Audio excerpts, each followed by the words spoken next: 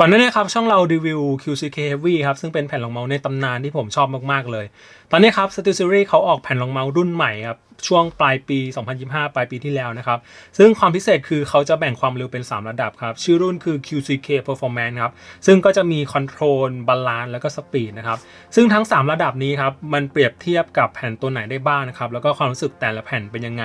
คลิปวันนี้ผมจะเล่าให้ฟังครับ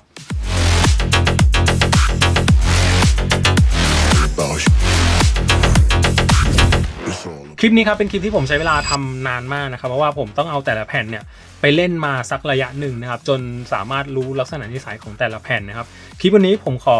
เล่าให้ฟังทีละแผ่นแล้วกันว่าแผ่นแบบไหนเหมาะกับใครอะไรประมาณนี้นะตัวแผ่นรองเมาส์จะถูกม้วนอยู่ในแพ็กเกจกล่องใหญ่แบบนี้นะครับซึ่งก็ต้องเอาออกมากางสักประมาณวัน2วันนะครับตัวแผ่นถึงจะมีความเรียบเนียนนะครับถ้าเกิดเรา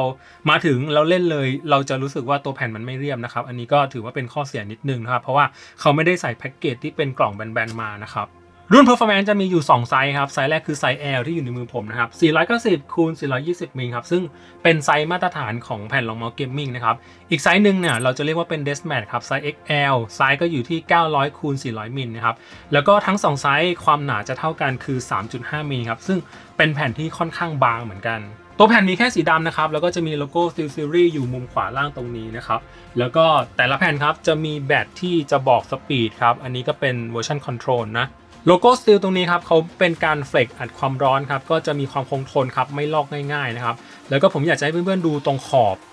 อบบางมากครับเห็นไหมแล้วก็อัดแน่นมากนะครับแน่นอนเวลาเสียดสีกับแขนเราไม่เกิดความระคายเคืองครับขอบตัวนี้ทำได้ดีมากด้านหลังของทั้ง3รุ่นครับเขาจะใช้วัสดุเป็นโฟมนะครับไม่ใช่ยางนะโฟมตรงนี้ครับชื่อว่า Neoprene ครับเป็นโฟมที่ไม่เหนียวแต่ฝืดมีความฝืดมากๆนะครับอันนี้ผมลองกับโต๊ะไม้อีเกียของผมนะครับตัวโฟมก็มีความแนบสนิทกับพื้นไม้ได้ดีพอสมควรเลยทั้ง3รุ่นจะมีความหนาของเนื้อโฟมอยู่ที่ 3.5 มิลนะครับผมรู้สึกว่าเป็นแผ่นที่ค่อนข้างบางพอสมควรนะครับ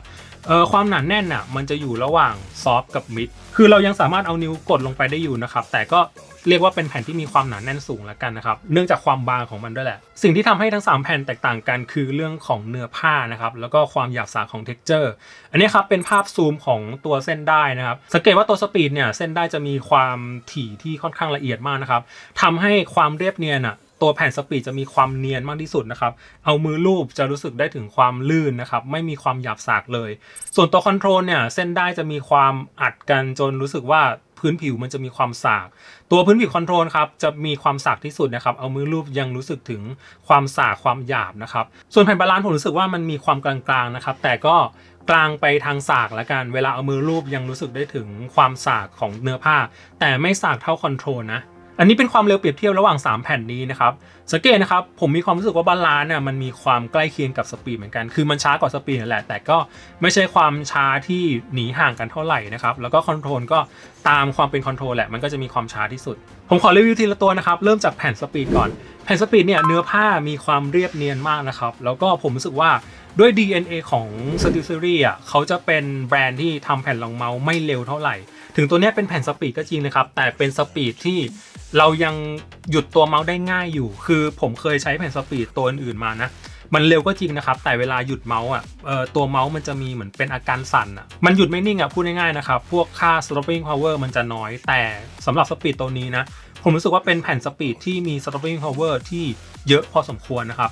ผมให้ดูความเร็วก่อนแล้วกันอันนี้ผมเปรียบเทียบกับPulsar Hyperion นะครับแล้วก็ Pulsar PD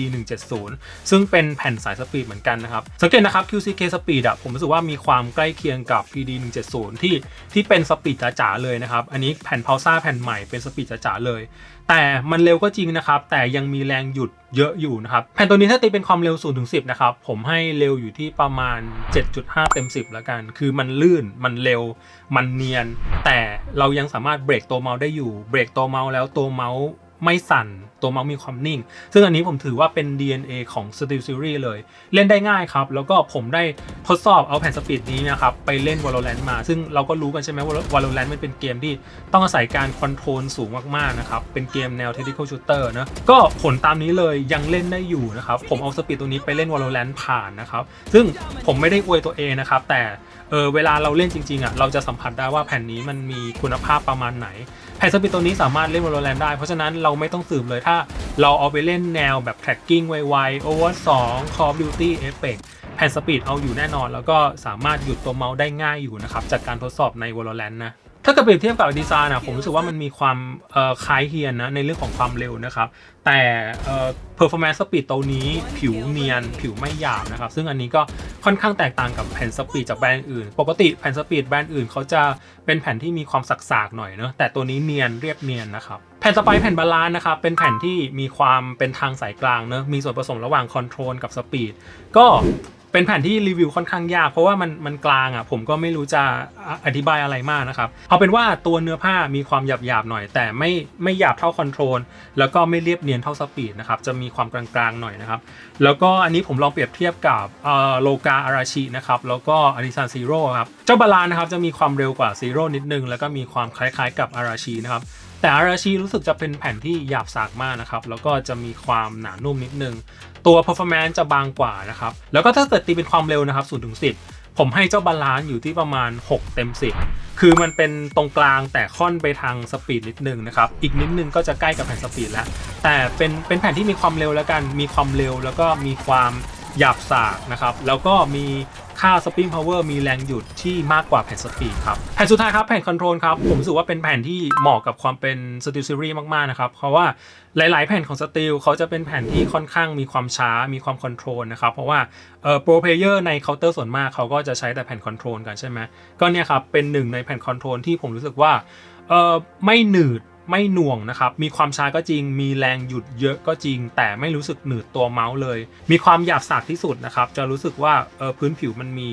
texture มากๆเลยจากที่ผมเคยใช้แผ่นคอนโทรลอื่นๆมาส่วนมากก็จะเป็นผิวเรียบเนียนใช่ไหมแต่ตัวนี้เป็นผิวหยาบแล้วก็มีค่าแรงหยุดที่เยอะเนื่องจากความหยาบสากของมันนั่นแหละอันนี้ครับผมลองไปเปรียบเทียบกับ Saturn Pro แล้วก็ Artisan Zero ครับสังเกตว่าตัวคอนโทรลจะมีความช้ากว่า Zero นิดนึงนะครับเจ้าคอนโทรล0 ถึง 10ผมให้อยู่ที่ประมาณ